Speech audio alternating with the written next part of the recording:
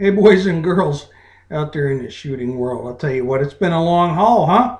Here we are, it's almost August, and up here in New Yorkistan, and you never hear anything about coming from the government that they're actually going to repeal something. They're just going to, they just keep telling us the next registration, when the next registration date is. Anyway, I've got some Winchester 7.62 223 grain PowerPoint bullets. There's 100 of them in the bag. I think I got about 7 or 8 bags left. I need to get about $32 per bag for these. I can get a couple of bags in a flat rate box, get them shipped here for $8.50. These are a 310 diameter bullet, so they'll fit anything in the 7.62 configuration. That's the 7.62 by 39, 50 pull, 4 whatnot. I got guys telling me that they work quite well in some of the 303 British. Okay. So I got those up on Gunbroker, $32 a bag. It might sound a little expensive, but it is a hunting bullet if you want to shoot something a little lighter. I've got some other odds and ends I've picked up here. I've got a couple powder funnels. I got an RCBS bullet block. I got a Lyman powder trickler right here. In fact, it looks brand new. I don't think it's ever been used. I got an RCBS case lube pad. It's brand new. I got the RCBS case lube to go with it. I got another little, must have come out of somebody's scale at one time or another. I have a Lee perfect powder measure right here.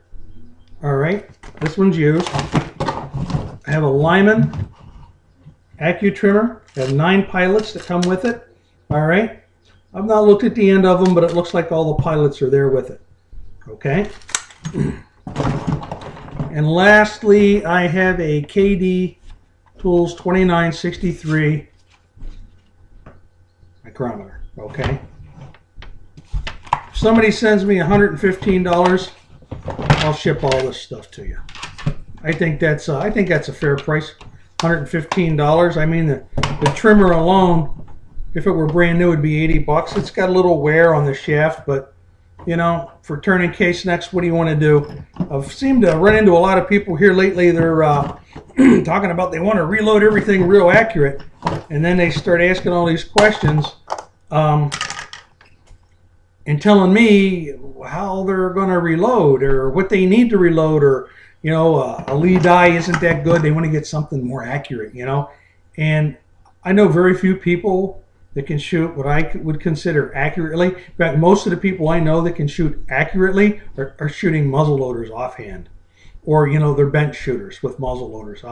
I see a lot of guys at the range shooting high-powered rifles, and maybe 1 out of 500 might actually be able to sit down and really discuss his hand loads. Other guys are pulling your stuff off the internet. I mean, it's fine if you want some general information, but you really need to buy a reloading manual. Anyway, like I said, here we are in New Yorkistan. For those of you who don't know me, my home is up for sale, and I'm looking at moving out of state to a more firearms-friendly state. New York State's cost me quite a bit of business this year. I had vendors, other wholesale places. I had firearms ordered, and all of a sudden, no one's going to ship me a firearm anymore because they don't know if it's going to be legal in New York or not.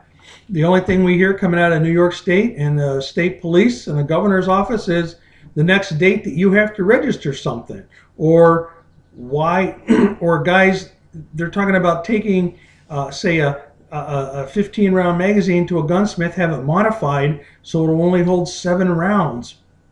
I go, what kind of manufacturer's warranties on that? What gunsmith would dare modify a magazine for somebody and then expect them to carry that firearm and expect it to function and be safe? I mean, I'd be scared to death to carry something like that.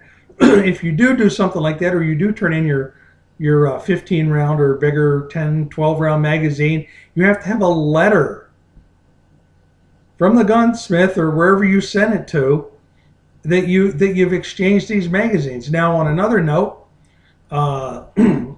New York State politicians went around and they exempted law enforcement, retired law enforcement, I don't know, security guards or whomever, that they can now carry the the standard magazines, the 12, 15, 18, 19, whatever, 30 round magazine, whatever they want, as long as they carried it beforehand. Again, this tells me that the people that ask for this in law enforcement and retired law enforcement aren't on our side. They're not on General Joe Q, public rifle shooter, pistol shooter's side. They're just not. Because if they were, they would have said, no, we want this for everybody. So again, New York State has divided its people.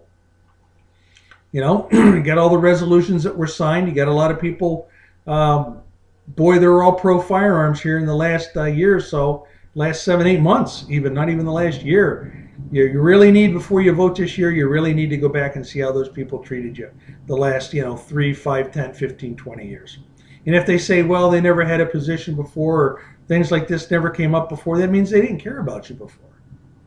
And I'm suggesting everybody, all you people that live along the border of New York, when you got to go back to buy your kids back to school clothes and back to school supplies, flip over the border and do it in Pennsylvania, Maine, Vermont, whatever borders this state.